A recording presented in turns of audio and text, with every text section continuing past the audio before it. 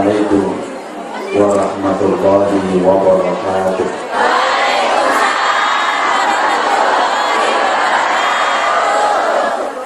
Bismillahirrahmanirrahim.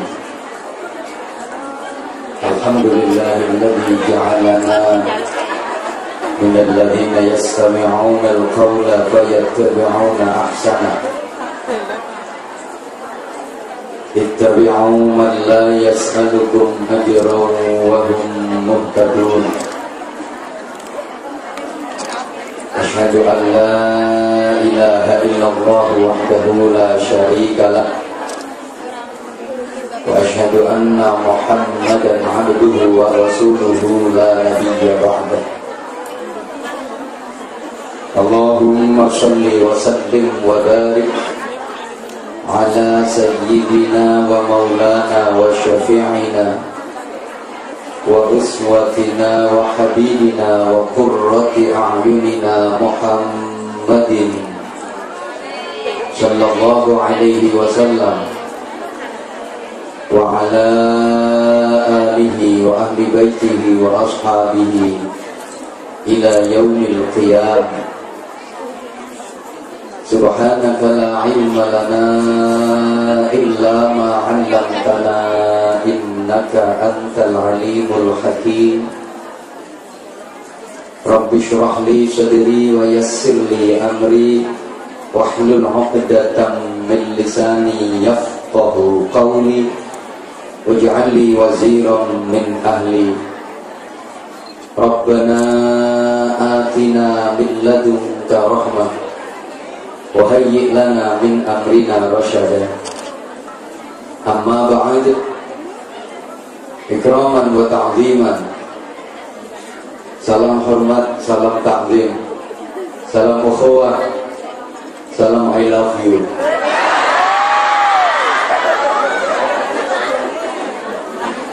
Kami haturkan kepada alim ulama, bil khusus beliau Bapak Kiai Haji Abdul Muhaimin Karim MA, Magister Agama. Kalau yang nyuting itu Mas Angga, titelnya MM, mumat-mumat, mutar-mutar, mubang-mubang. Saudara saya yang Khori tadi titelnya IR, Ireng Roto.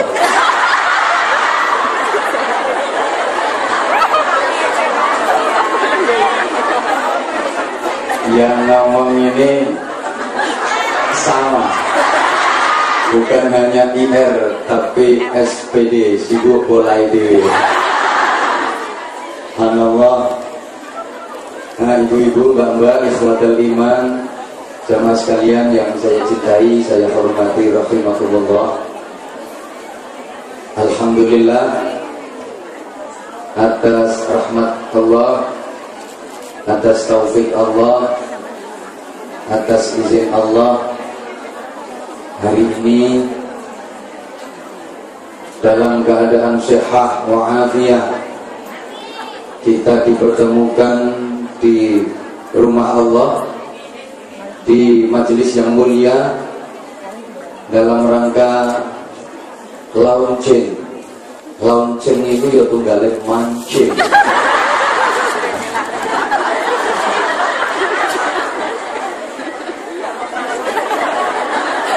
Yang setelah launching ini kan merupakan satu pancingan agar Al-Hijrah laris lamun, kan?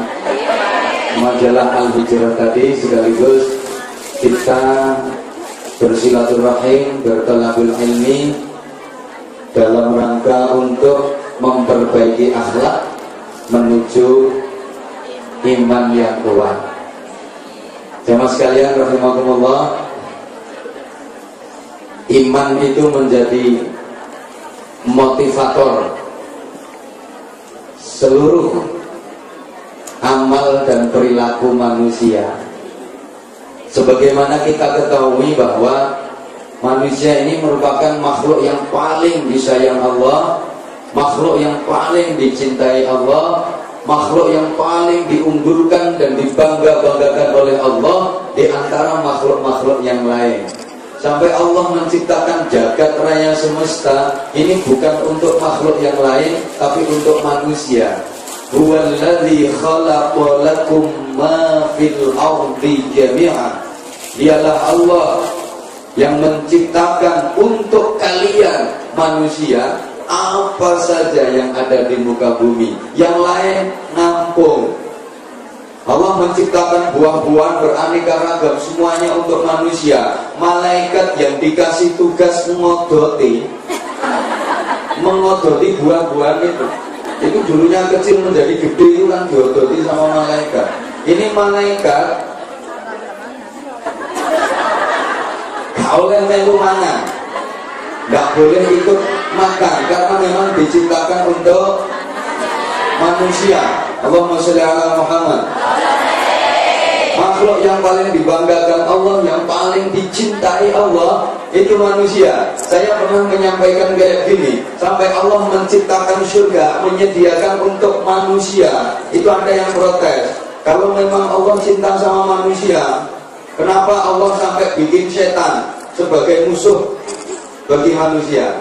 Malah ngomong Jawa sih ngomong ini.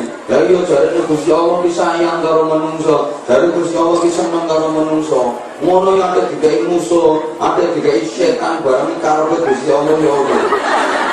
Kok malah ruwet kok. Gara-gara ana setan niku malah menungso dadi elek. Gusti Allah gawe setan, ngono ku sampean kudu seneng, matur suwun, alhamdulillah. Loh, menurut sampean itu cocok kagak? Gak cocok. Saya ngomong gak cocok pancen koncone setan. Ini loh. Seharusnya kita itu malah berterima kasih. Allah bikin setan itu sebagai alat latih tanding untuk kita. Alat asah otak, alat latih tanding, dan untuk menguji kadar keimanan dan ketakwaan kita. Allahumma sholli ala Muhammad. Kenapa kok Allah bikin setan sebagai musuh manusia? Ya karena saking sayangnya Allah sama manusia, saking cintanya Allah sama manusia. Tak kasih gambaran kayak gini. Ono guru punya murid yang pinter main badminton, pinter main bulu tangkis ini loh. Gurunya sayang banget sama murid yang pandai bermain bulu tangkis ini. Akhirnya dicarikan lawan tanding, gitu sak sekolahan, diadu dia menang. Kelekno musuh maneh sak kecamatan menang, kelekno musuh maneh sak kabupaten menang maneh. Gurune tambah seneng. Ini nanti murid setelah diadu, ditanding kok menang, kira-kira dapat hadiah apa enggak? Kita juga begitu.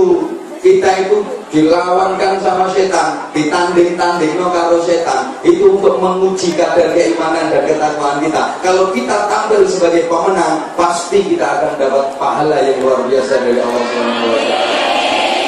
Setan itu alat asamota. Ya kayak tadi, muridnya ya capek, ya payah, tapi kan dapat hadiah.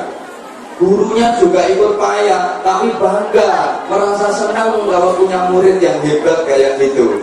Kira-kira gambarannya seperti itu. Makanya Gusti Allah gawe tonggo elek, Gusti Allah bikin temen yang jelek buat sampean. Pasti ada di antara sampean semua ini, pasti ada yang punya temen jelek. Kelakuannya pelek ngono. Wonten apa mboten? Kami yang melu teko mrene. Sedih banget. Nah itu sampean harusnya matur suwun. Konco elek itu alat untuk mengasah keimanan jenengan, alat untuk mengasah ketakwaan jenengan. Sampean iki lho dikai konco elek, iku imane sampean sik apik kagak, imane sampean sik kuat apa ora. Mulane dikai konco elek. Bagaimana menyikapi konco yang elek? Semuanya kembalikan kepada Allah Subhanahu. Kalau saya sering bikin contoh kayak gini, ibarat manusia yang benar itu ya manusia yang benar-benar jadi manusia. Ojo tiru asu. Jangan seperti Anjing itu kalau dilempar pakai kerikil, dia nggak mungkin ngejar yang lempar, tapi ngejar kerikilnya. Anjing itu kalau dilempar pakai kerikil, dia itu ngejar kerikilnya, nggak ngejar yang ngelempar. Woi. Jangan seperti itu. Nah kadang-kadang kita itu sama Allah dilempar pakai kerikil, yaitu konco elek, tonggo elek. Loh kita itu malah ngejar kerikilnya, yang kita musuhi malah konco sing elek iku, yang kita musuhi malah tonggo sing elek iku. Salah, seharusnya kita jangan ngejar kerikilnya, tapi ngejar si pelemparnya. Ngejar yang lempar. Terus angel dikai gambar ini iki. Kayak contoh mana? Karena bocah lanang melaku-melaku, ya modelnya kayak sama sanggang ini ya. Lagi jalan-jalan sendirian, terus di samping jalan itu orang cewek wayu, wayu kok kayak gue sebelumnya aku bayi ibu jauh dari wayu, jombo, arek lagi kok usil Mas Angga yang lagi jalan dilempar pakai batu kecil, nganggo kerikil dulu, ya nah terus melengak deh nih, begitu terus yang lempar cewek cantik, kira-kira Mas Angga ini ngejar kerikilnya atau ngejar selera?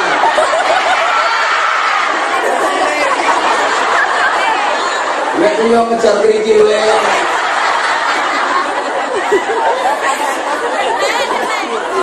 Karena aku yang ngejar yang lempar ya.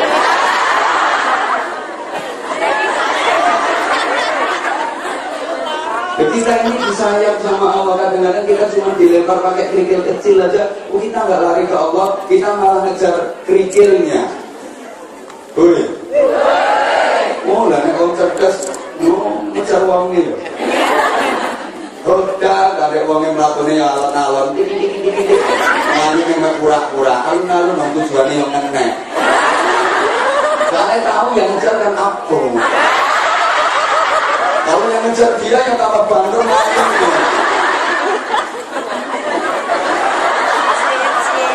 Saya ngejar karena saya ngejar karena cinta. Mono, jadi gitu. Kalau kita dikasih ujian sama Allah, dikasih cobaan sama Allah, kita jangan ngelihat ujiannya, jangan ngelihat cobaannya, tapi ngelihat siapa yang dikasih cobaan, siapa yang ngasih cobaan, siapa yang ngasih ujian.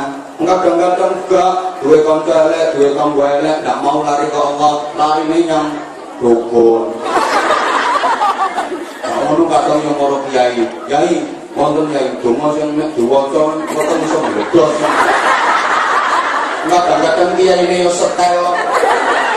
Gampang, waca ayat kursi ping 313 langsung jebol. Itu kok setan iki. Lawang diantem kerikil wong goda kerikil, tapi itu goda dosa. Makanya kemarin saya di awal saya sampaikan pada teman-teman untuk selalu berzikir kepada Allah dalam situasi apapun, dalam kondisi bagaimanapun, sebagaimana perintah Allah, fadhkuruni azkurkum washkuruli wala takfurun. Berzikirlah kalian kepadaku, maka aku juga akan berzikir kepada kalian. Kalau kalian tidak berzikir kepadaku, kata Allah, aku juga tidak akan berzikir kepada kalian. Nah, dikai cara Jawa ngene, sampean ku eling nang aku yo eling nang sampean. Lek sampean gak eling nang aku yo gak eling nang sampean. Lek sampean elinge nang aku akeh, elingku nang sampean yo akeh. Lek elinge sampean nang aku titik, elingku nang sampean yo mek titik. Lek sampean terus eling aku yo terus eling sampean. Dan nek sampean gak tau eling aku yo gak ngurus rupamu.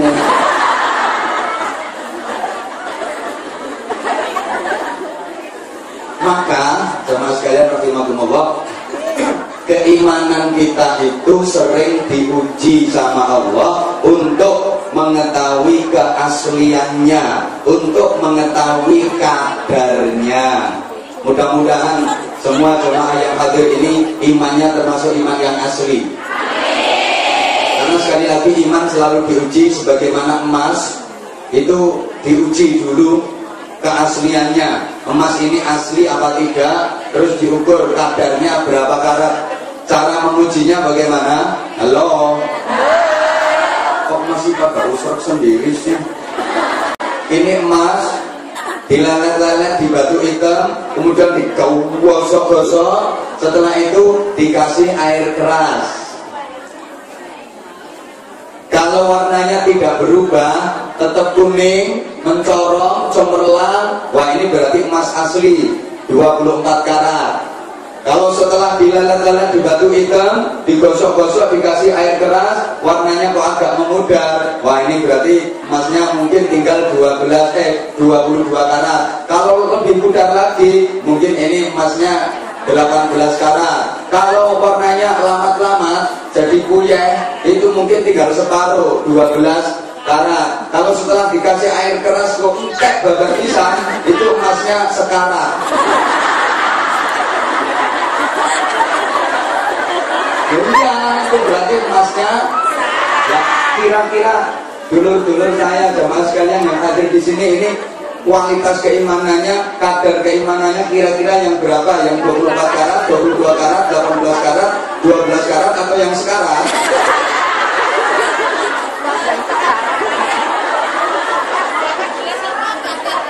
Ujian keimanan untuk manusia itu macam-macam. Sebagaimana dituangkan dalam sebuah ayat Al-Quran. A'udzu billahi minasy syaithanir rajim. Bismillahirrahmanirrahim. Wa lanabluwannakum bisyai'in minal khawfi wal ju'i wa naqsin minal amwali wal anfusi wath thamarat. Wa basyyiris sabirin الذين إذا أصابتهم مصيبة قالوا إنا لله وإنا إليه راجعون ولنبلونكم بشيء من الخوف. Dan sungguh kami Allah benar-benar akan menguji kalian semua wahai manusia dengan berbagai macam ujian, di antaranya al-khauf, rasa takut, ketakutan. Yang kedua wal-ju', kelaparan. Yang ketiga wa naqsin minal amwal. Di antara ujian Allah itu adalah kekurangan harta atau kemiskinan. Wal anfusi, kekurangan jiwa atau kematian. Wath thamarat, kekurangan buah-buahan, paceklik atau krisis. Ini semua untuk menguji kita manusia, menguji kadar keimanan kita. Yang pertama al-khauf, ujian yang berupa rasa takut, ujian yang berupa ketakutan. Dan setiap manusia itu diberi potensi rasa takut sama Allah. Jadi rasa takut ini merupakan satu kelaziman sunnatullah yang ada pada diri manusia. Siapapun manusianya pasti mempunyai rasa takut, termasuk semua yang datang di sini. Mulai lahir sampai menjelang mati, itu manusia selalu ada rasa takut dan rasa takut. Mulai tadi itu yang berangkat dari rumahnya majikan. Karena rumah toh butuh manu, ngomong aku ke omah. Majikannya yang anakku lo gak imane, anak apa? Orang tahu gembel, orang tahu ngomongin anakku. Omah majikan ya omahku. Enggak. Aku udah dengerin mikir anak-anak itu yang suka bingung. Malah di Indonesia ya Indo. Berarti kan ini ngomong. Taiwan itu berarti no Taiwan. Sudah Tangan pakai disingkat-singkat. Berarti jenis apa jahit disingkat Kiai Jah. Karena anwar itu Kiai Anu ini.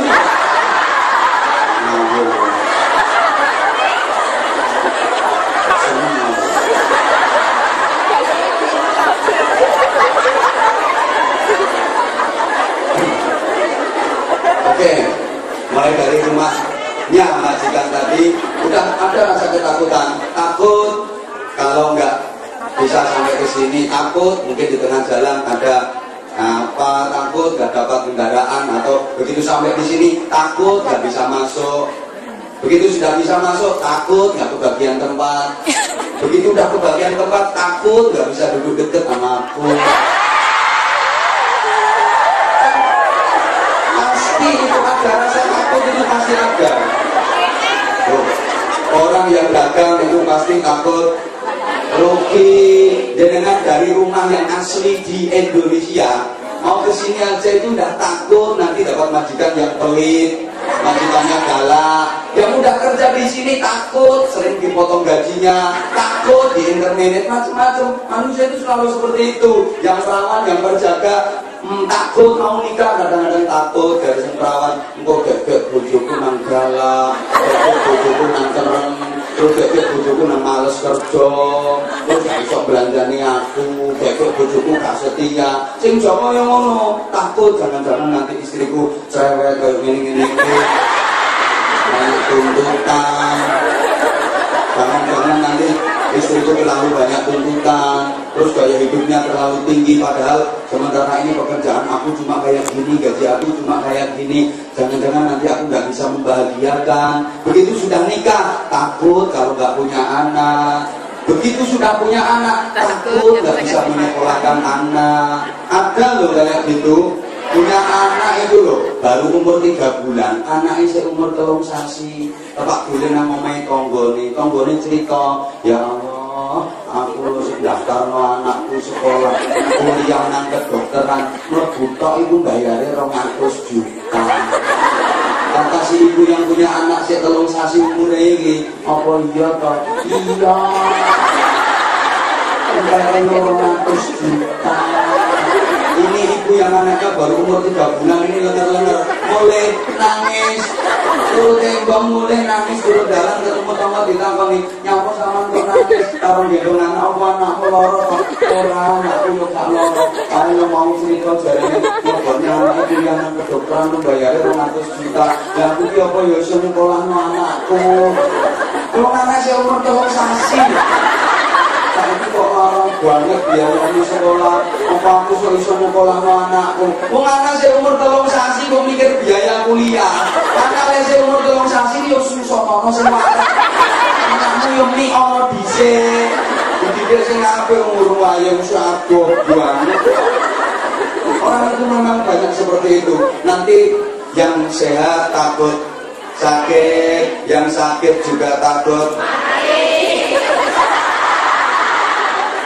ya. Rasa takut itu pasti ada. Rasa takut pasti ada. Nah, sekali-kali diganti dengan nyanyi rasa cinta. Yang pasti ada, bukan hanya rasa cinta yang pasti ada. Rasa takut pasti ada. Tapi ngomong-ngomong tentang rasa takut ini kadang-kadang penting juga untuk menambah daya hidup. Ada satu kisah, ada satu cerita. Tapi mohon maaf, ini ceritanya agak jauh di Jepang. Karena kalau Jepang pulaunya Kowloon dulu. Ini kejadiannya kayak gini.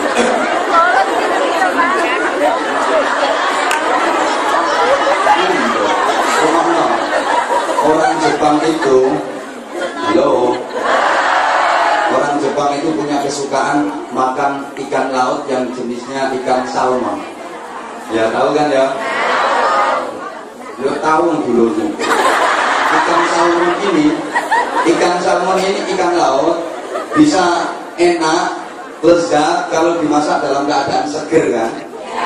Artinya keadaan masih hidup dibedeti, dibekrek itu. Kalau sudah mati, kelezatannya berkurang sehingga nilai jualnya juga berkurang. Cuma permasalahannya untuk bisa membawa ikan salmon dari laut ke darat itu nggak mudah. Yang sering ditangkap di laut, dibawa pakai kapal, begitu sampai darat mati. Begitu sampai darat mati sehingga kelezatannya berkurang, harga jualnya juga berkurang. Akhirnya orang Jepang ini mikir bagaimana cara bisa membawa ikan salmon ini dari laut ke darat tetap dalam keadaan masih hidup. Berbagai macam formula dicoba dan dicoba, ternyata gagal. Kapal itu dikasih kolam, Kemudian kolam ini dikasih oksigen, terus ikan salmon ini dicemplungkan. Iya lanjut dulu. Dicemplungkan ke dalam itu, terus dibawa kapal itu. Ternyata begitu nyampe darat masih mati juga. Terus kayak gitu. Akhirnya ada yang pinter, caranya ditangkap sama kapal itu dikasih kolam, kasih oksigen, ikan salmon dimasukkan ke situ, ditambah satu, dikasih ikan hiu yang kecil. Nah ikan salmon ini kan makanannya ikan hiu tuh. Dikasih ikan hiu yang kecil sehingga ikan salmon ini ketakutan. Dia nggak ngerti kalau yang di situ ikan hiu kecil belum bisa nyaplok.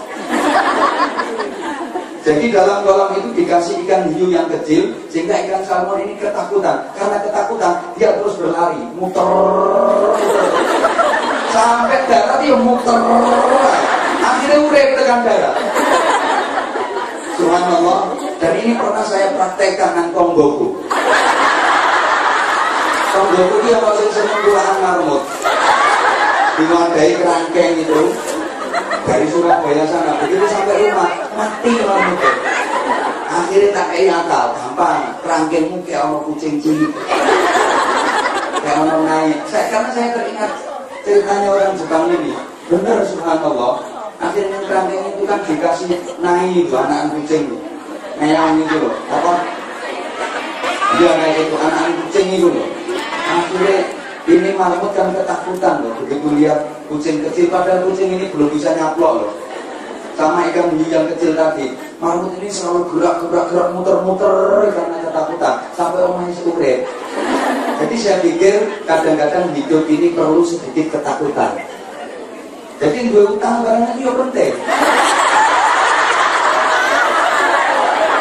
Dan kalau kita punya hutang, akhirnya kita ada rasa cemas, rasa takut. Akhirnya kerjanya kan semangat. Nek perlu cari tambahan kerja. Wah, aku ini kerja cuma kayak gini, padahal aku punya tanggungan gini ya. Sekarang aku ini aku buru-buru kan. Akhirnya golek partai tambahan, golek kerja tambahan. Jadi berbahagialah semuanya kan. Coba sampean pikir omongan saya ini benar apa enggak? Allahumma sholli ala Muhammad. Jadi ternyata kita diberi kenikmatan oleh Allah yang berupa rasa takut juga. Rasa takut itu kadang-kadang juga penting untuk menambah kreativitas kita, menambah semangat kita agar kita terus bergerak maju. Jadi hutang ini ternyata yang penting. Karena kita punya hutang, kita takut diubur-ubur yang kita hutangi, akhirnya kan berusaha untuk kerja biar bisa nyaur. Makanya duit bojo kereng ini yang penting. Loh, karena bojo kereng akhirnya jenengan sering mendapat teguran, takut salah, akhirnya jenengan kan jadi bener. Artinya kereng dalam hal kebaikan. Malam-malam, ayo bangun, tahajud. Ngono, bojomu yang ngono selama ini. Kan selamat dulu. Terus sing ditakoni bojomu, "Lah, gajianmu kok gak durung pikirin ngono iku?" Suami matre gitu kami mau. Ibu kenapa kamu gak mau sama aku? Aku gak matre. Subhanallah, saya juga masih gitu kalau sama laki-laki, kalau para suami itu tak kasih, ternyata punya istri yang cerewet itu juga ada baiknya. Udah, istri cerewet itu juga rada penting. Cuma ya aja gede-gede kalau hiu dicaplok teman. Maksudnya cerewet tapi ya aja banget gitu loh. Menes bojomu. Ya Allah. Subhanallah. Jamaah sekalian rahimakumullah. Ternyata ya yang namanya rasa takut yang selama ini merupakan ketakutan tersendiri buat kita, itu ternyata kok ya ada manfaatnya, ada sisi positifnya. Allah membuat rasa takut itu justru kalau manusia kok tidak mempunyai rasa takut. Halo? Kalau manusia tidak mempunyai rasa ketakutan ya ayem, tentrem, gelendeng, nggak ada persoalan, nggak ada permasalahan, itu justru malah kreativitasnya jadi terhenti, daya geraknya lamban, ide-idenya bisa mati. Soalnya gak ono sing obrak-obrak. Dari wong turunan, kamu sing oyak-oyak. Dan rasa takut ini bagian dari ujian Allah untuk menguji keimanan kita. Apakah iman kita itu istiqomah apa tidak? Ketika diuji dengan rasa takut, masihkah iman kita istiqomah? Ketika kita diberi ketakutan yang luar biasa, ternyata kita mampu membuktikan kepada Allah. Di sisi Allah ada bukti bahwa diuji dengan apapun kita tetap istiqomah. Dikasih ujian ketakutan kayak apapun kita tetap istiqomah dalam beribadah. Insya Allah. Ini yang pertama, al-khawf. Yang kedua,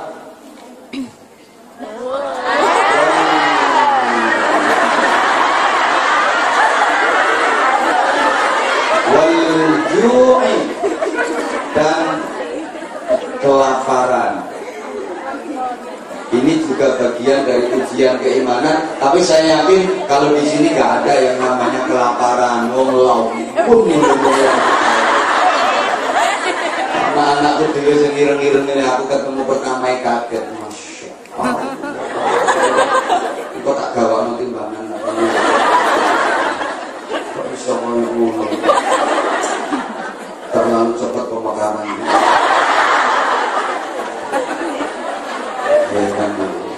Dan aku loh tambah nggak dulu daripada 1 bulan yang lalu. Ya, ini malah nggak doang. Aku loh kalau lagi kemana-mana lo dirokkan sama orang. Ini tambah dulu meleh aku ya kirakan. Saya kamu sih di depan. Enggak mau sampai aku beli pagi muda makin gak karu-karuan kayak gini, terus gak pati mudanya apa? Sekolah istri. Kalau di sini nggak ada yang namanya kelaparan, tapi banyak di antara saudara-saudara kita yang masih kena ujian musibah kelaparan itu, subhanallah. Maka Islam mensyariatkan puasa, itu salah satu di antaranya agar kita bisa sekali-kali merasakan lapar, dan dari itu kita mendapatkan satu hikmah, ada satu pengendalian diri dari lapar itu. Buat dari kelaparan itu kita mampu mengendalikan diri. Maka sama sekalian, hakikatnya orang yang berpuasa itu bukan kok mengendalikan diri pada waktu siang hari, no, tapi setelah maghrib. Setelah maghrib, pengendalian dirinya orang puasa itu setelah maghrib tuh.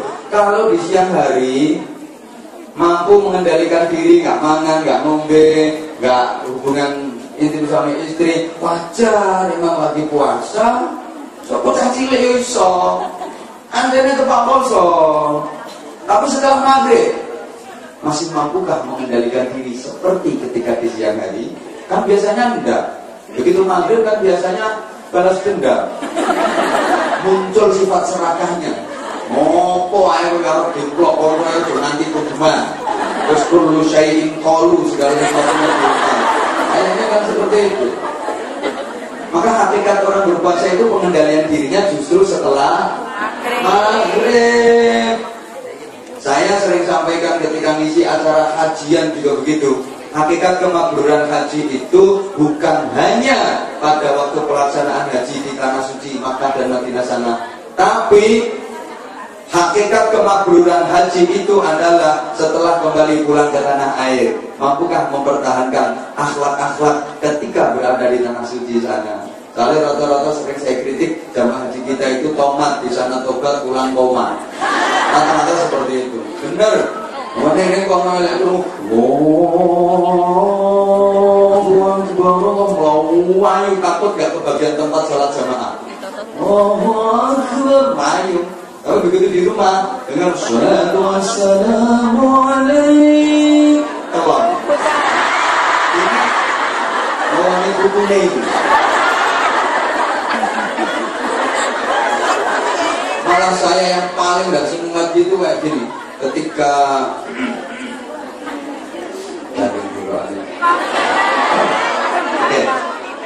ketika ziarah dan saudara-saudara kita yang pulang haji itu rata-rata ceritanya hampir sama ceritanya.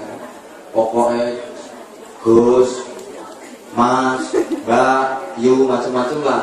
ning kono kudu hati-hati lahir batin. Bener ning kono ku malah kudu hati-hati lahir batin.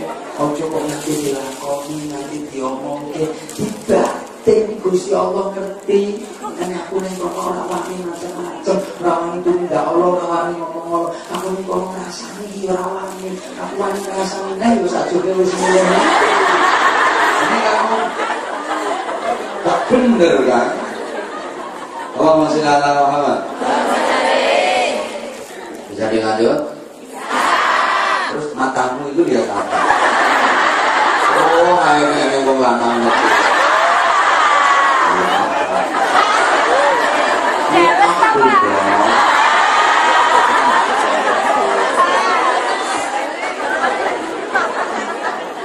Wa naqsim minal amwal wal anfusi, dan kekurangan jiwa artinya kematian. Kematian ini juga bagian dari ujian Allah Subhanahu. Nggak usah takut kita, karena itu ujian yang harus kita hadapi, dan setiap kita pasti akan mati. Kullu nafsin dha'iqatul maut. Nggak boleh takut mati. Yang takut itu nanti kita kalau mati husnul khotimah apa su'ul khotimah. Itu yang harus kita antisipasi, kita waspadai. Kalau mati nggak usah takut, tiwas takut ya tetap mati. Dan mati kan tidak ditentukan oleh takut dan berani, dan sering saya sampaikan. Berani tidak mempercepat, takut juga tidak memperlambat. Bukan berarti yang berani mati duluan, yang takut matinya belakangan. Tidak. Kadang-kadang yang berani malah matinya belakangan. Maju perang juga mati-mati. Yang takut mengungsi bom semati bisa. Makanya kalau saya sering gambarkan juga tidak ditentukan oleh usia. Kayak perjalanan buah kelapa itu loh. Kan ada yang masih kembang manggar itu sudah berguguran. Padahal si kembang belum manggar, terus berguguran terus kodok rontok. Kono jadi bluluk ceblok, gede sithik jadi cengkir dobrok, jadi degan lobrok, metu santene diobrok-obrok. Kayak gitu, ono sing nanti tuwa. Coklat kunting bukek kecepet. Bongkok, jadi bajing ora tedas, yobrok-obrok ora ceblok-ceblok. Arep dipenek ogah. Soalnya bungkek. Kematian juga seperti itu. Ada yang masih dalam kandungan sudah pada berguguran, bahkan nggak jarang yang digugurkan. Alhamdulillah nih. Ada yang baru lahir protok langsung mati, wong kita kok diitik-itik disentet asal itu pakai tas resep. Ya bayi mati ya wajar, remaja mati juga banyak. Ini sama mereka kene mati, pantes-pantesan. Ada malaikat Israel ini saya kira dapet nyawani wong ngabur saya ini. Aturan biasa, muamuah. Iya, suka rombongan. Ya aku siji-siji kesemwen le. Malaikat Israel ini setiru aku. Kesemwen le, siji-siji. Langsung Air Asia plus kita. Lu bayangin malaikat Israel. Wah, aku beneran.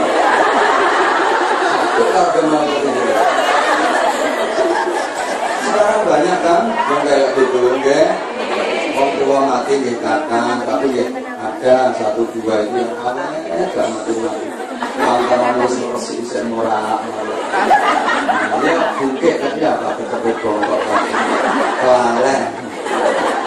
Makanya nggak usah takut dengan kematian. Wassamarat, dan kekurangan buah-buahan. Ini paceklik atau krisis termasuk yang akhir-akhir ini melanda bangsa kita, Indonesia. Kalian yang bukan Indonesia sama nyanyi berarti Indonesia sama itu ada tumpah darahku. Yang menyanyi orang Indonesia yang Indonesia.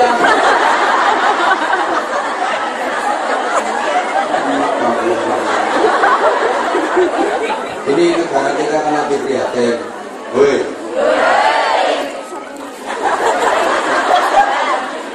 Ya kehormatannya, ini masya Allah, apalagi kalau dengan dunia internasional. Lagi prihatin jenengan yang di sini tahunya cuma dari kabar, aku yang di sana, engkau di sini, aku di sana. Dan aku yang ngerasain bahwa sekarang Masya Allah perekonomian kita lagi terburuk. Coba nilai tukar rupiah terhadap dolar USA itu sampai tembus 13.000 lebih. Masya Allah. Emang negara kita itu jujur ya nggak bisa lepas dari KKN. Mulai tingkat paling bawah sampai paling atas. Terus pokoknya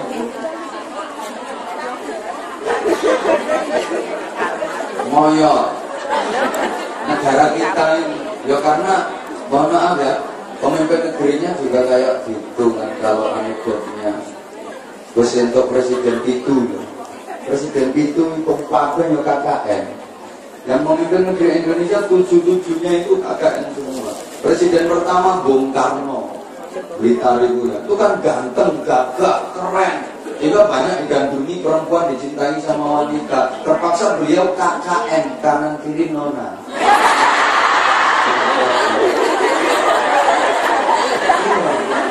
Ya. Terus setelah itu kedua Pak Harto, kendaraan utamanya itu ekonomi, sehingga beliau KKN, kanan kiri nilep. Kemudian yang ketiga Pak B.J. Habibie, Pak Harudin Yusuf Habibie, memimpin negeri ini dalam situasi negara yang masih transisi, sehingga beliau juga KKN, kanan kiri nabrak. Tabrak luar negeri tidak karu-karuan. Setelah itu Gus Dur jadi presiden dengan keterbatasan penglihatan beliau. Aku makanya waktu Gus Dur jadi presiden ini banyak orang yang bingung kan, karena beliau sering bertindak selain kontroversial. Itu pakai sing bingung. Mundur, aku kelomor, sakitnya tuh di sini. Gosur mundur rasanya. Dah mau ngajuin runtuh.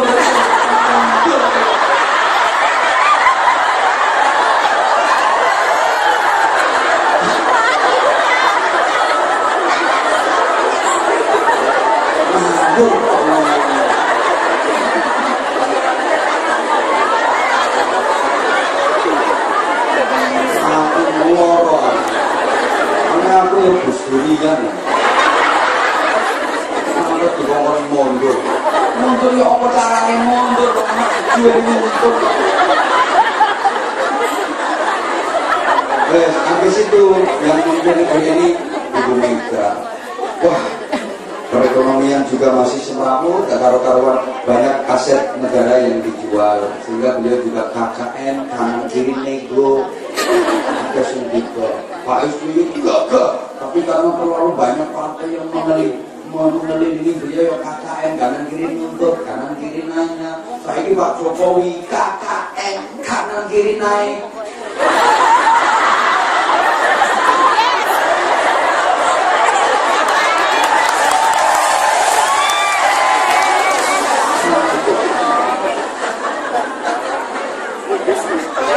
Sekarang ini boleh kiai begini.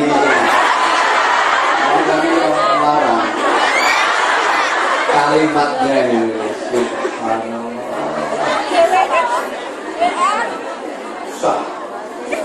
ini kondisi negara kita yang lebih prihatin. Ya, kita berdoa dengan yang berjuang di Hong Kong sini, di Hong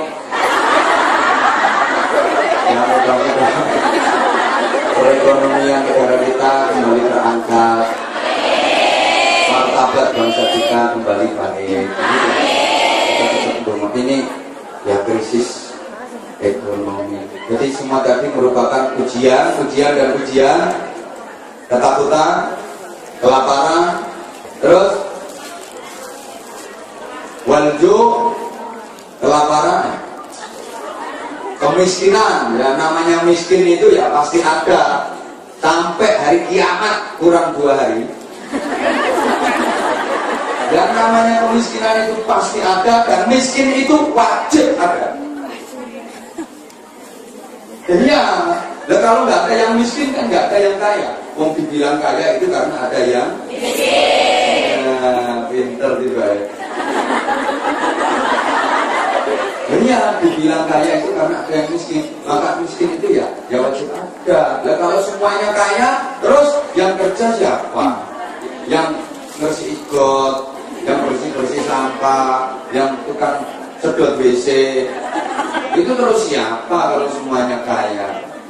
Maka Allah menciptakan manusia itu dibuat ada yang kaya, ada yang miskin. Yang kaya jangan merasa bangga, yang miskin jangan bersedih. Mau sedih, mau yang miskin jangan biasa diri kan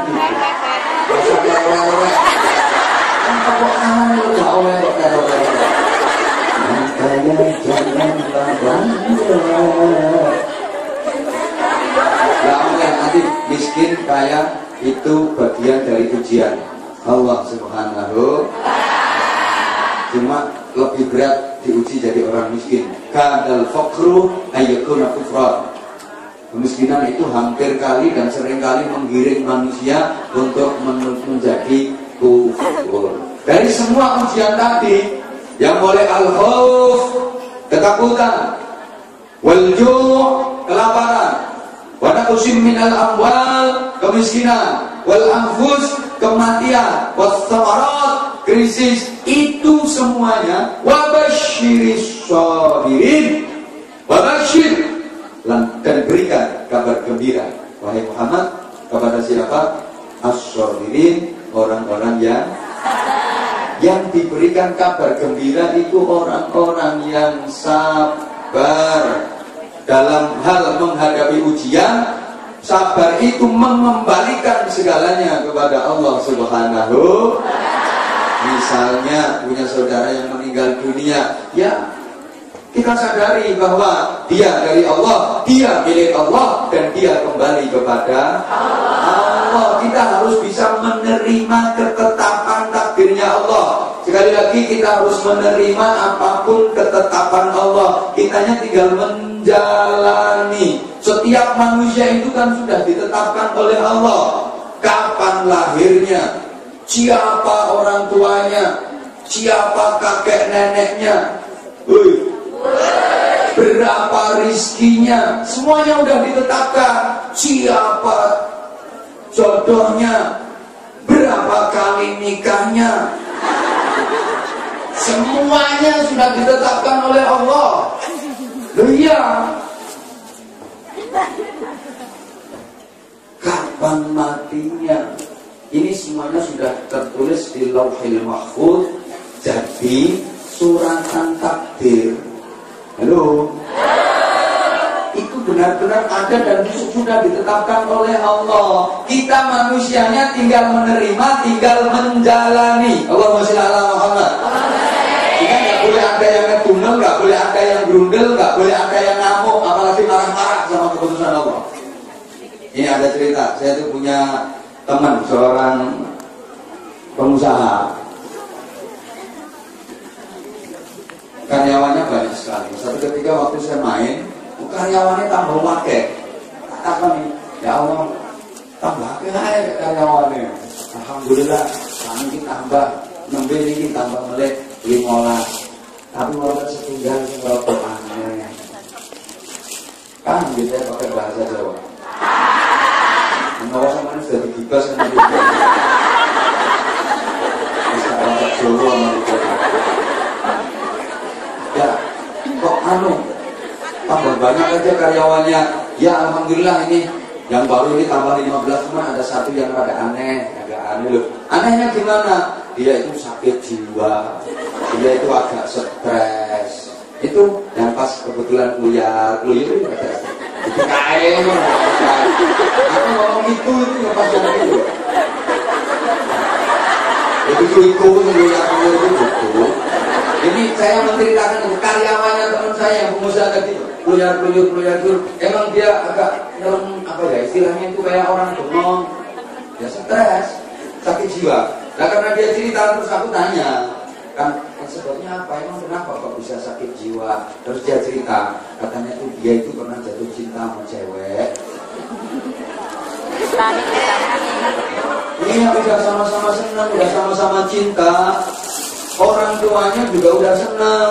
Kemudian dia udah ngomong sama keluarganya, cinta sama tuh cewek, terus mau dinikah. Keluarganya udah setuju, cuman sama keluarganya disuruh kamu kerja dulu, cari duit untuk modal, untuk bekal mengalami kehidupan berumah tangga dan berkeluarga. Kemudian dia pergi ke luar negeri, kerja cari duit, dapat 2 tahun pulang, tuh ceweknya udah diambil orang. Akhirnya dia ini sedih, susah, sampai stres, sampai sakit jiwa. Ini kan gara-gara nggak menerima ketetapan Gusti Allah kan. Akhirnya terus saya ngomong gini, mengaku itu kan ngomong ya. Artinya saya dapat ilmu. Nah itu loh. Kadang-kadang kita itu memang mengalami kenyataan seperti itu. Yang kita dapatkan tidak sesuai dengan yang kita harapkan. Pernah nggak ngalami kayak gitu? Ya sering. Harapannya kemarin gajian, nanti tak kayak gini. Saya pas gajian, namanya pengeluaran tak terduga itu banyak, usah pirang-pirang kok. Masya Allah.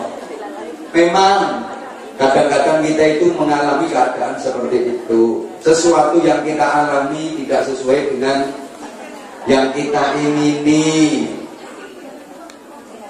Kenyataan yang kita jalani, yang kita terima itu tidak sesuai dengan yang kita harapkan.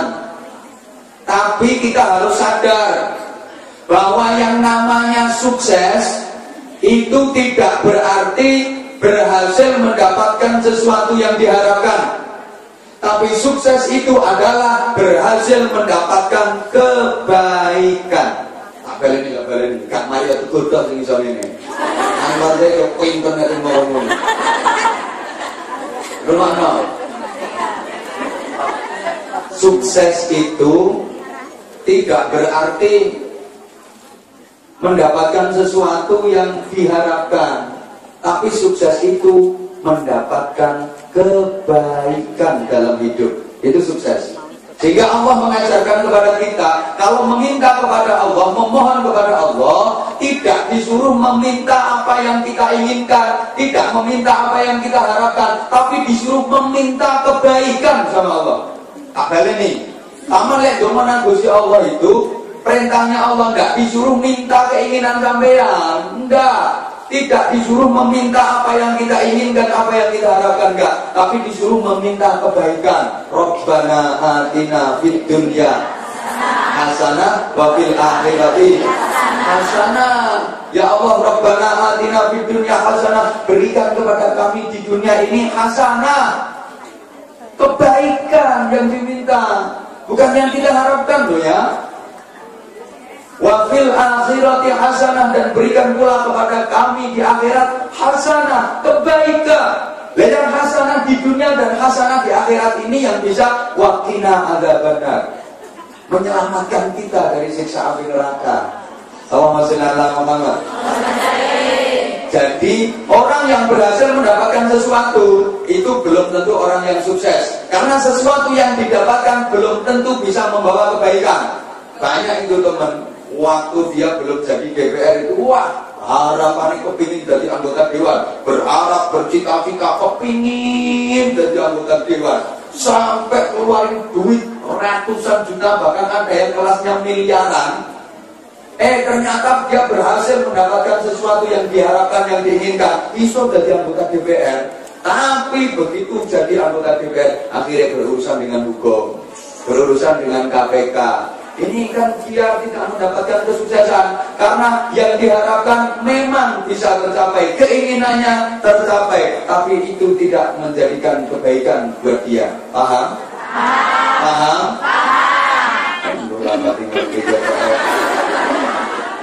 Dia berharap kepingin jadi bupati misalnya, nggak karuan, polai nggak karuan, upayanya, ikhtiarnya nggak karu-karuan, berhasil jadi bupati, tapi akhirnya masuk penjara. Jabatan yang diinginkan itu tidak membawa kebaikan dalam hidupnya. Maka, kita jangan meri dengan meri apa? Ya, kita ambil dulu. Jangan iri dengan orang yang mendapatkan sesuatu. Jangan pernah iri dengan orang yang berhasil mendapatkan sesuatu, tapi irilah dengan orang yang baik. Ini. Tidak usah iri dengan orang yang berhasil mendapatkan sesuatu, karena sesuatu yang berhasil dia dapatkan belum tentu jadi kebaikan buat dia, apalagi buat kita. Tapi irilah dengan orang yang baik, karena orang yang baik itu pasti bahagia. Ini mana? Iri yo karo wong sing apik, meri yo karo wong sing apik. Soale nek wong apik iku mesti uripe bahagia. Tapi kalau orang yang mendapatkan sesuatu yang diinginkan, belum tentu hidupnya bahagia. Belum tentu membawa kebaikan. Allahumma sholli ala Muhammad. Jadi lek ana wong sergap ngaji, ini kalau sampean, ya Allah, Mbak itu lho padahal kerja iku yo wakil lho kerja yo soro poso, kaya iso nyempatno setiap minggu iso ngaji, ya Allah. Baik banget dia. Dek roman, seneng nolong, nang konco. Lek ana sing model ngono kuwi sampean iri yo. Tapi lek ana koncone sampean sing wah dapat bonus dari majikan sekian-sekian, enggak perlu iri. Wong itu belum tentu jadi kebaikan kok. Dia dapat duit dari majikan tambahkan, akhirnya bikin dia jadi tidak karu-karuan, gaya hidupnya glamor, terlalu mewah, akhirnya sawahnya yang malah kadol. Belum tentu jadi kebaikan kok. Sekali lagi, boleh iri kepada orang yang baik. Kita disuruh iri malah sama orang baik. Kalau ada orang baik itu sama iri yo. Tapi kalau orang yang berhasil mendapatkan sesuatu, gak usah iri. Sesuatu itu belum tentu jadi kebaikan buat dia, apalagi buat kita. Paham? Sehingga Sayyidina Ali karramallahu wajhah itu berkata begini, kalau saya menginginkan sesuatu, maka sama ini kalau orang tak itu saja. Aku sangat sampai bembat-bembatan nanti meting-ting. Untungnya kok kuru-kuru. Tapi kalau metung-tung ini dilempet kenyang. Ini ngomong kayak kena dilempet.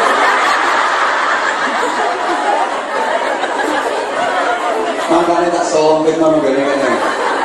Allahumma sholli ala Muhammad.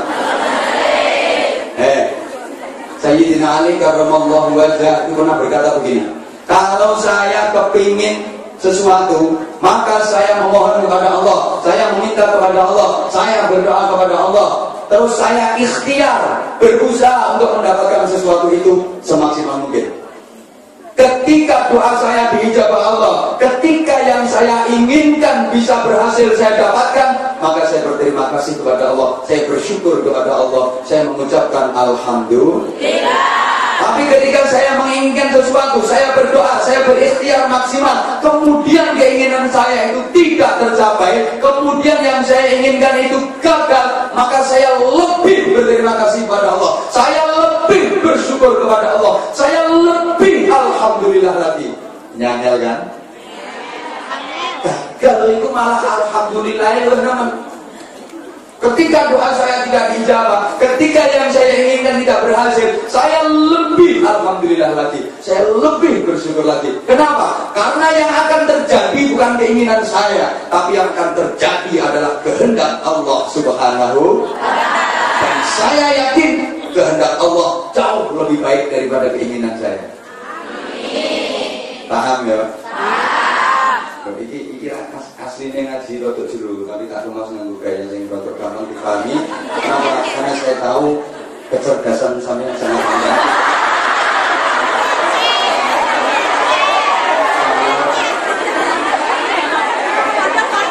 Kalau tak pakai bahasa yang aslinya, tasawuf dalam sudah terbilang. Tapi rotok ini. Sorry. Dan silakan menertawakan diri sendiri. Karena memang ya kenyataan itu pahit dirasakan. Kadang-kadang. Subhanallah. Coba Sayyidina Ali itu seperti itu. Ketika menginginkan sesuatu, oleh kepingin apa-apa, dan doa orang gede Allah, ikhtiar semaksimal mungkin. Ketika berhasil, terima kasih ya Allah, matur suwun ya Allah, alhamdulillah ya Allah. Berarti yang saya inginkan disetujui Allah. Berarti keinginan saya di ACC sama Allah. Allah setuju dengan keinginan saya. Saya berhasil. Ketika saya gagal, doa saya tidak dijawab, ikhtiar saya sudah maksimal tapi saya juga gagal. Saya lebih terima kasih ya Allah, matur suwun ya Allah, alhamdulillah. Malah teman, kenapa? Karena keinginan saya tidak disetujui oleh Allah. Kenapa? Gak baik untuk saya. Yang akan terjadi bukan keinginan saya, tapi kehendak Allah. Dan kehendak Allah pasti baik buat saya. Tapi keinginan saya belum tentu baik buat saya. Fa'asa an takrahu syai'an wa huwa khairul lakum. Boleh jadi kamu membenci sesuatu, padahal sesuatu yang kamu benci itu kebaikan buat kamu.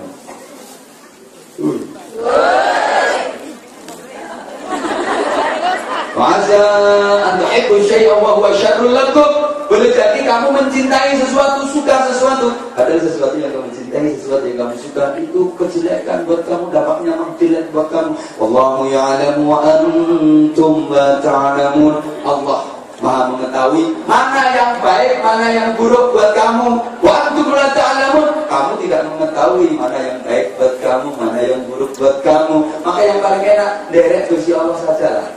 Nggih? Kalau kita derek Gusti Allah, apa saja kita derek Gusti Allah, aman kita, pasti enak kita. Kita mengingat sesuatu berhasil kita dapatkan, belum tentu itu jadi kebaikan buat kita. Kita benci dengan sesuatu, malah itu menimpa diri kita, wah kadang-kadang itu baik buat kita. Maka kita disuruh menerima ketetapan Allah, belajar menerima ketetapan Allah. Ini penting, agak sama nggak usah Rasulullah. Ya Allah. Menggani hampa punya serolas tahun utang kok kamu ngasih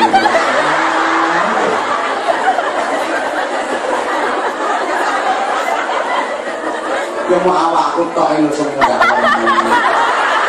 yang aku ya bener aku tolong yang kamu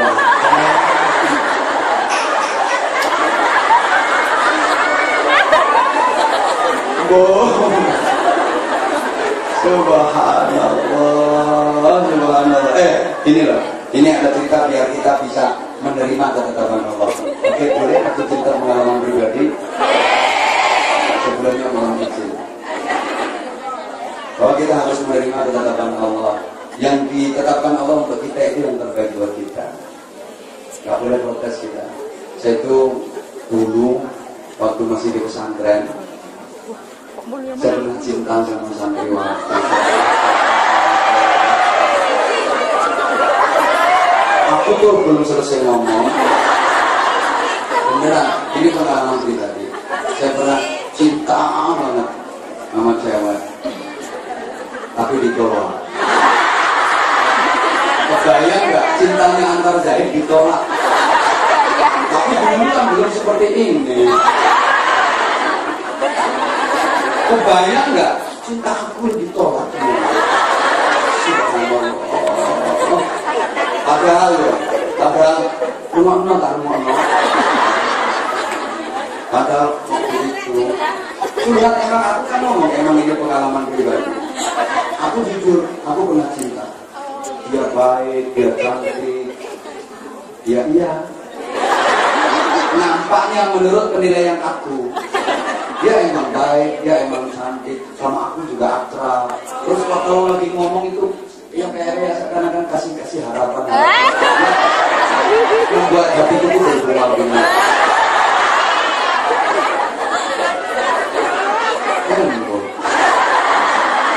Pokoknya waktu itu tidak ada keindahan kecuali bersama dia. Aku waktu itu sudah gimana ya? Namanya orang jatuh cinta, Masya Allah. Itu saya sering merasakan kayak gitu. Dimanapun ada dimanapun ada Allah, bener. Ya Allah, ternyata padahal dia itu selama itu ya baik dengan aku, ya ramah komunikasi juga lancar, saya kasih harapan gitu. Ya Allah, tiwas aku GR.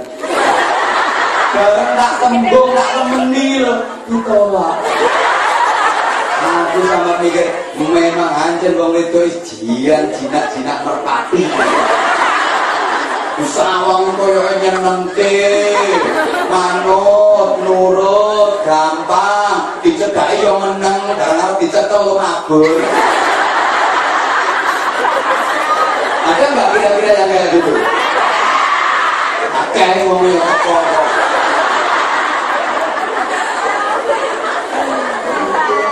Enak merpati ya kayak gitu. Ya Allah, aku waktu itu jujur hampir drop out dari pesantren. Hidup seakan hampa. Tidak ada gunanya lagi. Aku sudah tidak ada harganya lagi. Aku sempat merasa bahwa itu, ya Allah, tidak ada nilainya, tidak ada harganya. Betapa cinta aku ditolak. Hampir aku putus asa waktu itu. Benar. Tapi subhanallah, alhamdulillah, ya Allah memberikan kekuatan kepada aku. Aku terus nanti dianya itu udah nikah duluan. Terus setelah aku ya, mudah-mudahan dianya juga mendengar cerita aku. Pasti dia merasa. Dan ini kan luar negeri. Pasti dia merasa, ya Allah, aku sudah dicerita. Gak apa-apa ambil ilmunya. Ambil ilmunya. Aku sampai kurang apa aku. Aku gak berusaha jujur, aku gak berusaha serius. Malah ditolak. Subhanallah. Kemudian dia mau minta duluan. Setelah aku lulus dari pesantren, aku pulang, aku juga nikah. Lama lah aku gak ketemu. Terus yang namanya pernah ada rasa kan. Waktu ketemu sama temen, aku tanya, ini apa keadaannya? Aku ingin tahu kan, boleh terus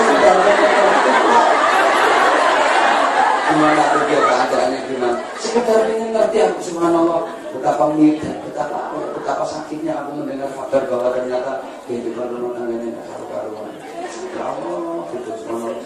Allah mempertemukan. Kira-kira jarak berapa ya? 6 atau 7 tahun lah, tidak pernah ketemu. Ya aku ketemu dia bareng sama suaminya. Ya Allah, malah obat.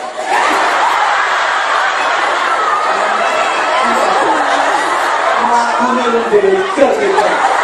Aku sampai pangling-ling. Masuk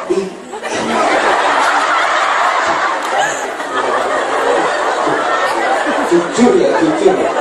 Aku melihat keadaan dia tuh, hatiku menangis. Bagaimanapun dia pernah singgah di hati.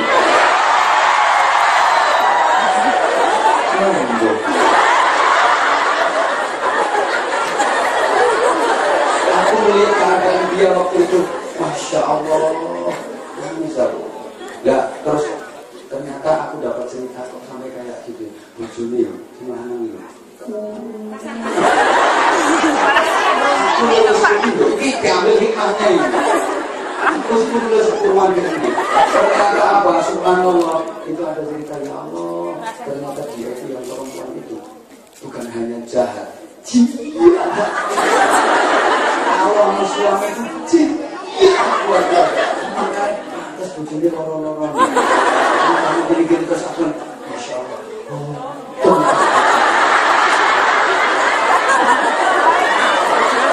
Bayangkan, andaikan dia jadi istri, bukan aku sekarang mungkin nggak berada di sini. Dan Anda nggak kenal sama yang namanya Anwar Zahid. Ini loh kehendak Allah. Kalau kita mengikuti ketetapan Allah, kita harusnya seperti itu. Maka kalau mungkin ya ada di antara keluarga kita yang mati, harus kita terima bahwa itu ketetapan Allah. Alhamdulillah. Ada yang mati gitu, alhamdulillah, inna lillahi wa inna ilaihi raji'un. Jangan lupa alhamdulillahnya. Yo, masa Pak, ini kekawan hati ini saya cetek ini. Kita selama ini kalau ada kematian kan cuma si anu setor. Juru mati kok si nalilang. Ini masih tahu cerita, aku masih tahu. Bisa kita selama ini kalau ada kematian kan, nah misalnya, si anu itu lo mati, innalillahi wa inna ilaihi raji'un. Alhamdulillahnya lupa. Kita bilang alhamdulillah itu kalau si mati lo ngelek. Si mati ngelek oke, gitu kan dari sungai kampung, kita ada nih. Si anu kalau mati, alhamdulillah. Punya kita Indonesia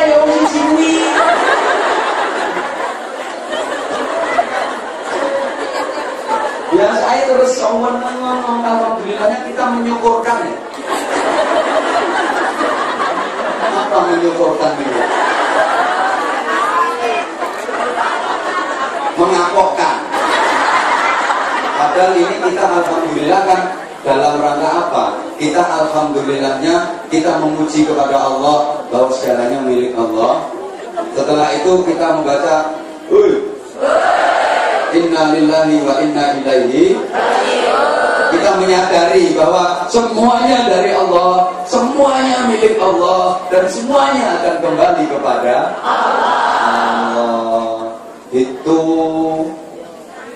harus kita terima. Maka jangan lagi ada yang bilang seandainya, jikalau, andai kata, misalnya, umpamanya. Salam dengerin. Sekali lagi.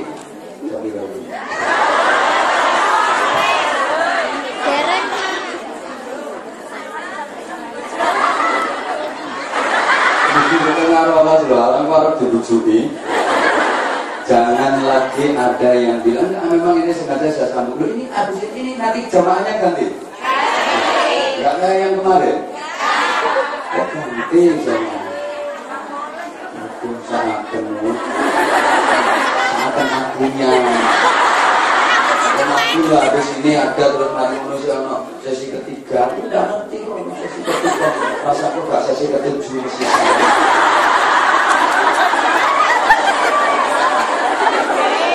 Kemarin ini habis seharian satu. Kemarin ini habis seharian satu. Mulai siang sampai sore. Sekarang 3. Ya enggak, ini kan proses. Nah, saya menerima ketetapan Allah untuk saya. Tapi kan dia harus diurus kok ketetapannya.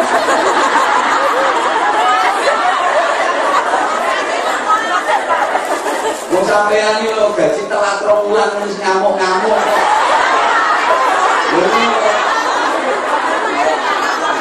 Oh, sampai 2 bulan telat taulane ngamuk kok.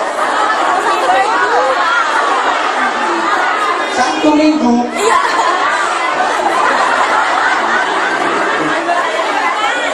Parah. Wes lumayan tak jadikan bahan masukan. Pom. 4. 12.20 jam 12 mengemis. Sorry menggalang dana. Kok mengneo? Jam 12.00 menggalang dana. Nah, terus jam 12.30 makan siang. Ini lebih tuwes. Karena aku mau gak dikai makan pagi. Itu sama acara makan siang, itu makan pagi dan apa? Karena kalau kamu paling jauh, aku lagi tunggu yang lagi ngebobo.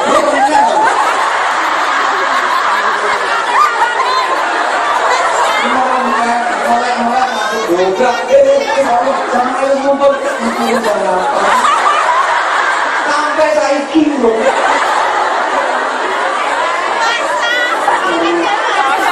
Ini bagian dari ketetapan Allah. Aku juga bersyukur alhamdulillah.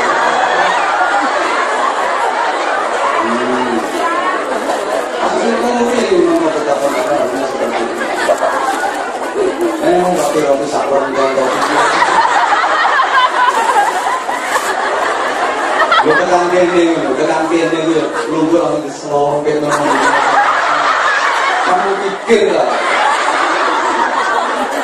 Pak Muhaimin jadi sombong sama aku umur ngaji di dalam begini.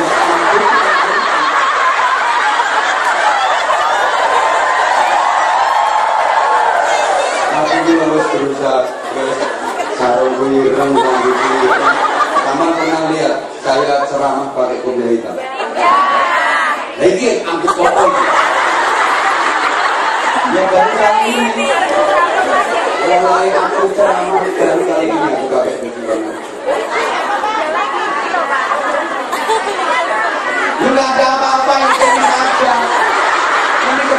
Allah. Ya harus kamu terima. Mungkin ini syarat bahwa nanti kamu pasti nggak pernah salah. Kamu tak kasih tahu ya. Ini loh, woi, coba terbang. Nanti aku yang nggak boleh datang lagi ke sini. Kamu yang kehilangan kamu semua. Dah, ini kami mau aku cerita. Oh, ada ketetapan Allah.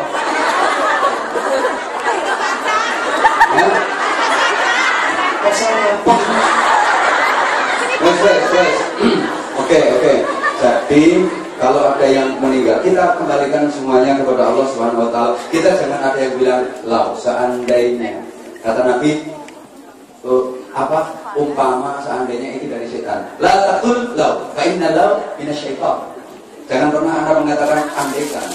Umpama, misalnya, seandainya, umpamane, saupomo, lewat pikiran saupomo, lewat itu umpamane, misalkan andainya, seandainya, utawi, adong. Ini loh, karena itu dari setan. Hoi. Ini ada cerita lagi. Sengaja memang tak kasih banyak cerita biar mudah dipahami. Allahumma sholli ala Muhammad. Di daerah saya ada orang tuh pagi-pagi.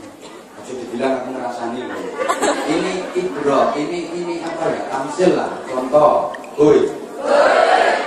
Pagi-pagi itu muntah darah. Ya mesti muntah darah kayak gini.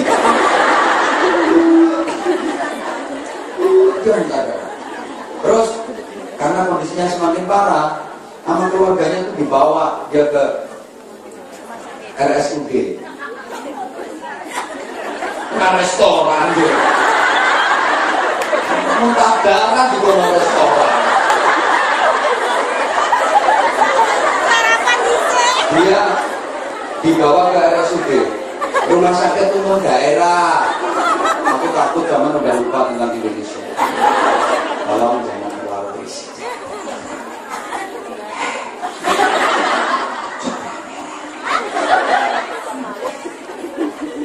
Dia dibawa ke RSUD, rumah sakit umum. Kemudian setelah diperiksa sama dokter, mesti yang periksa dokter masuk satpam.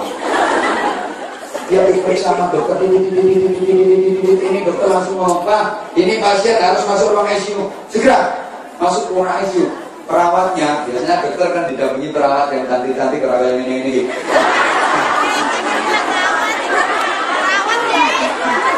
Kok menghina itu siapa?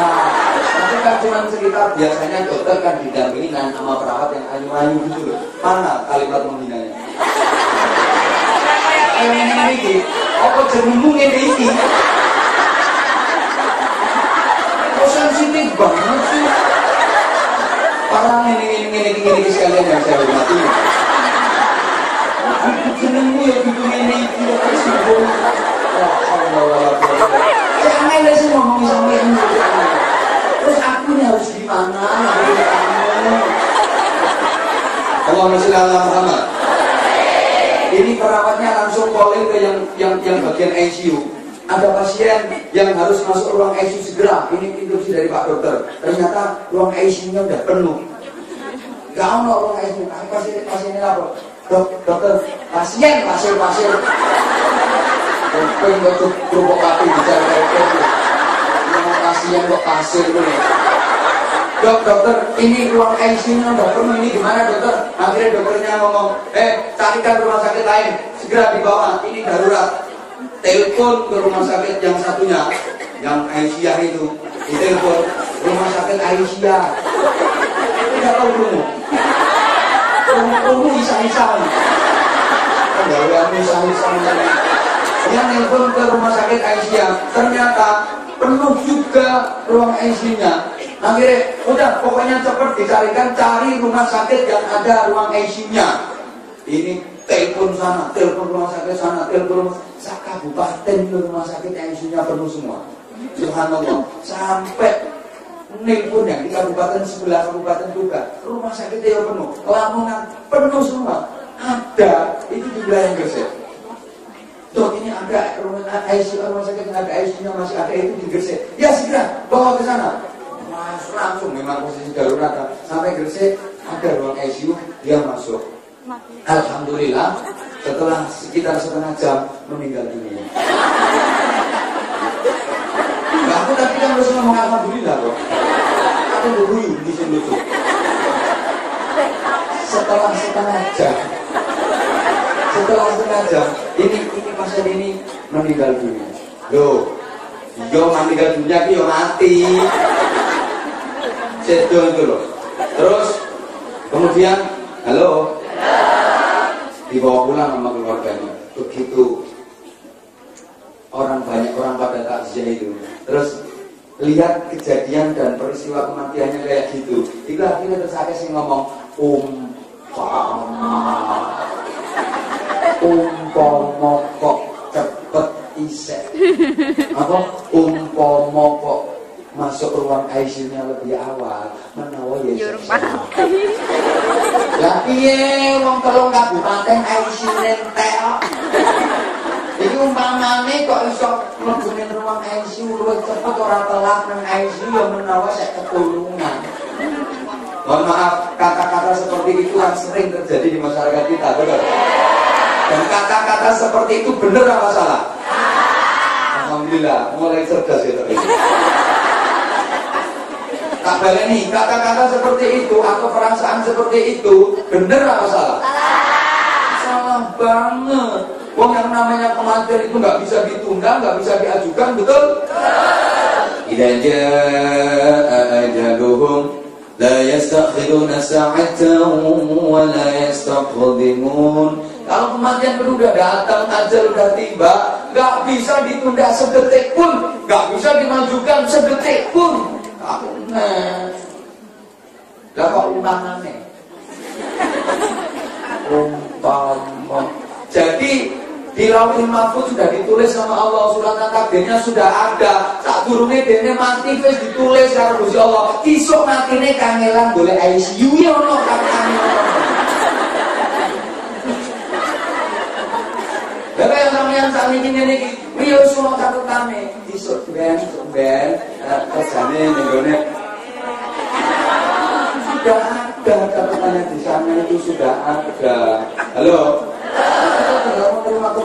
Jadi semuanya sudah ditulis Allah. Surat takdirnya di Lauhul Mahfuz sudah ditulis bahwa di Indonesia itu nanti ada seorang pemuda, dia berasal dari Solo, sekolahnya di SMA, kemudian lulus terus kuliah di UGM. Dia wajahnya biasa-biasa aja, bawaannya biasa-biasa aja. Setelah kuliah, kemudian dia cari kerja itu susah, daftar jadi gubernur DKI, jadi baru daftar jadi presiden. Ini sama sampai tane, disuruh-suruh ya jadi ditarik-tarik ya jadi. Ini orang jasanya tim sukses, orang tim suksesnya dia tetap jadi yuk. Karena di sini bagus, ganteng, pinter, anak usaha, anak wong sugih, anak wong pinter. Wah dia pun juga pinter, menguasai 7 bahasa sampai iso jadi jenderal. Tuh itu wakil, ganteng, nyalon jadi presiden. Nah jadi ini sama seperti Langgar Jahe, tanggal sekian, ngaji di Hongkong sampai 3 sesi, ini sama seperti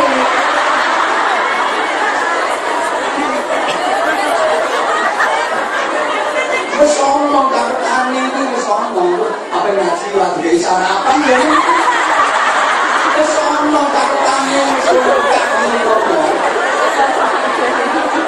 kalau bokene ya ngombe bro orang tidak ngombe secelok munggah langsung sampai sekilo ngombe aku ngombe dari sebelah kiwa bisa gua mau satu gak tepat ini harus sama cakutannya.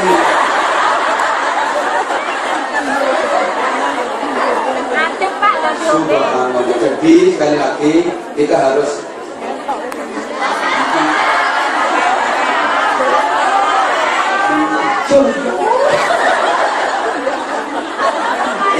Ini menata hati menuju iman yang kuat ini harus perlahan.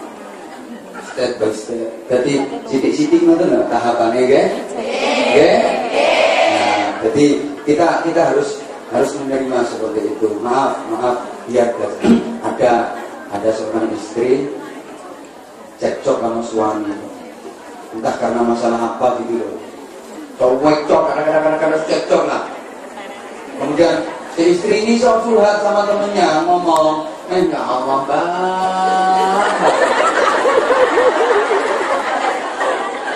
aku yang bojo iki ora tenang, seperti mau geger ae. Kok aku ngene karep ngene iki dene gak tau setuju tapi lek dene sing duwe karep aku kudu manut. Lah aku yang ngene dadi ngocok iki wis ngalah terus. Oh, bae. Aku papaku biyen ora dalam ngomong kok kawin karo pacarku sing kae paling saiki yo bahagia. Nah, aku tibane saiki ndek bojo sing iki wis gak enak banget. Wis gak enak dari bojone iki. Lah ngerti omong aku biyen karo pacarku sing kae saiki lagi bahagia. Nah, punten, ada enggak yang pernah membayangkan seperti itu?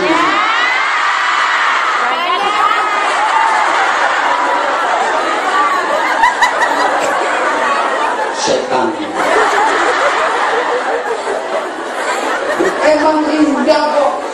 Apalagi ada yang sampai membayangkan, andaikan aku jadi suami istrinya Pak Anwar Zaid.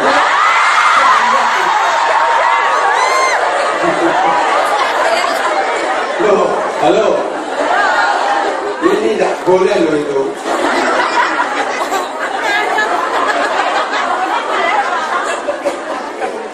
Masya Allah. Jadi apa ya kok bilang andaikan umpama itu semuanya sudah ada. Bersama tulisannya kita tinggal menerima loh. Hei, ada artis. Mana Pak Nomi ya Pak? Nanti kalau ada artis dari mana Pak? Dia jadi anggota DPR. Hebat karirnya, hebat. Rumah toh yuk. Dia artis, bintang film, hebat, terkenal. Kemudian jadi anggota dewan. Dia nikah, udah sekitar 10 tahun berumah tangga. Dia nggak merasa bahagia, menurut dia nggak mendapatkan kebahagiaan dalam pernikahannya. Bahkan selama berumah tangga 10 tahun itu loh, kober-kobernya. Dia itu sering kebayang-bayang mantan pacarnya waktu SMA dulu.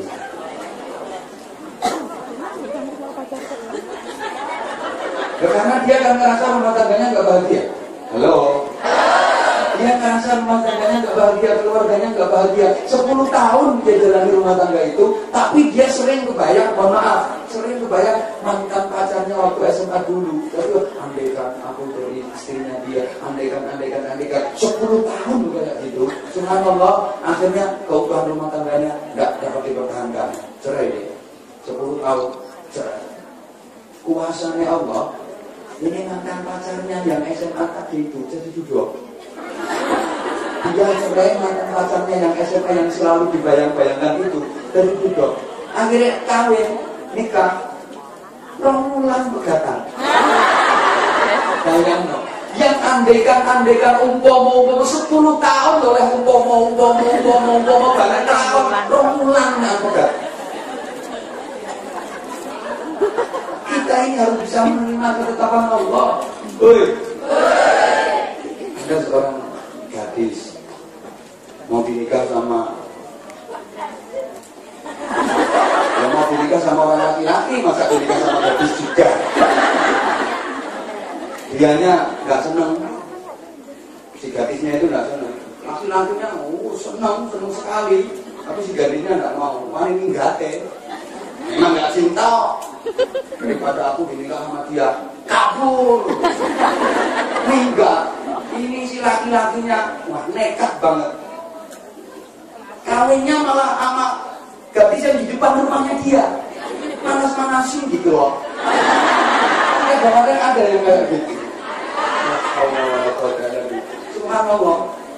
Akhirnya apa yang terjadi? Si gadis menikah dengan laki-laki yang jadi pilihannya. Saya senang sama dia, saya akan kepingin sama dia, saya bahagia sama dia. Ternyata nggak bertahan lama, bubar. Ini apa yang harus dilakukan? Ya menerima ketetapan Allah. Ketetapan Allah itu pasti yang terbaik buat kita. Kalau ketetapan kita, keinginan kita belum tentu baik, dampaknya masih ingat cerita saya yang beberapa waktu lalu. Orang belum besar kalian ini menengok. Saya pernah dapat undangan ceramah itu loh. Udah janji deal kalau saya itu sama janji itu berat saya. Kalau sudah iya ya iya. Makanya ini saya juga agak heran saya masalah dunia itu hari Minggu tambah mau Sabtu nih ono. Ini kalau saya sini. Ini kan mesti malah kamal kan aku. Misalnya nanti yang sesi ketiga misalnya aku protes, kak, aku gak udah.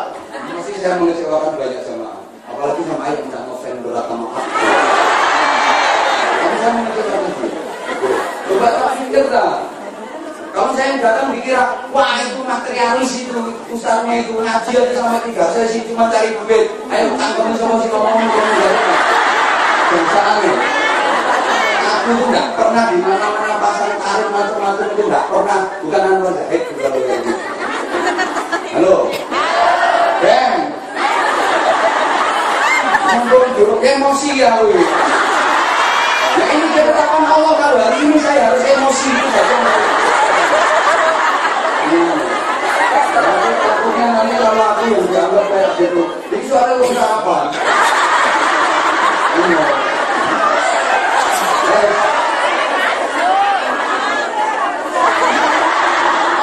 Nah, saya waktu itu dapat undangan ceramah masih ingat kan, masih sudah jadi semua subhanallah, panitia udah nelpon, mau sama supir saya itu main selat. Kan nggak bisa ngantor dong, akhirnya aku terlambat hampir 1 jam.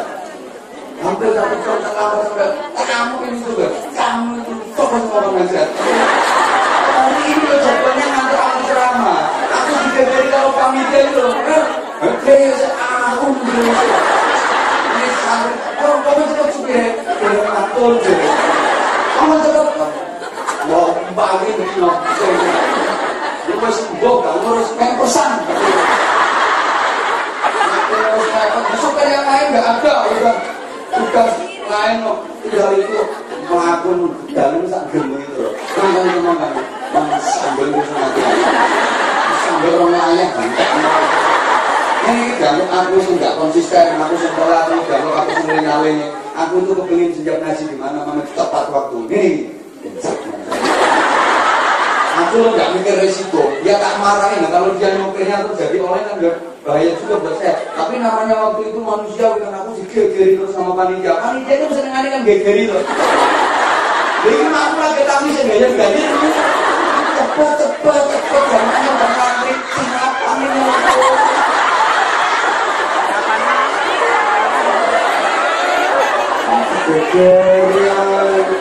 sama apa yang dengan kali lebih yang ditanggung dimatikan aku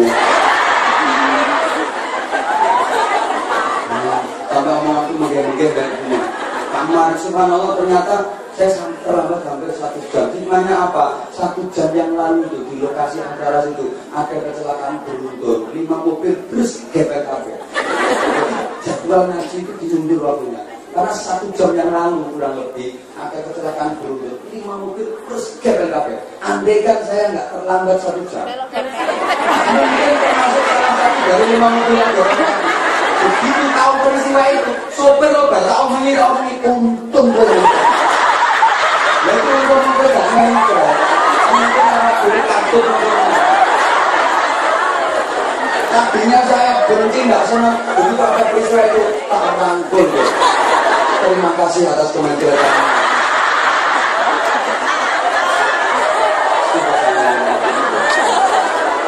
kita tinggal menerima ketuk apa mau.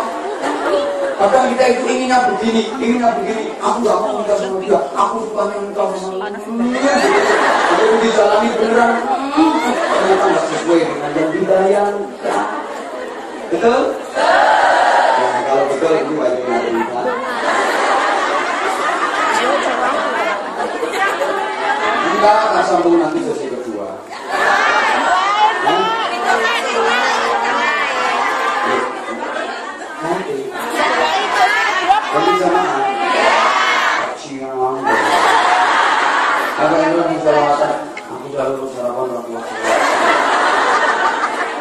Kalau aku tak minum dulu ya. Sallallahu Muhammad.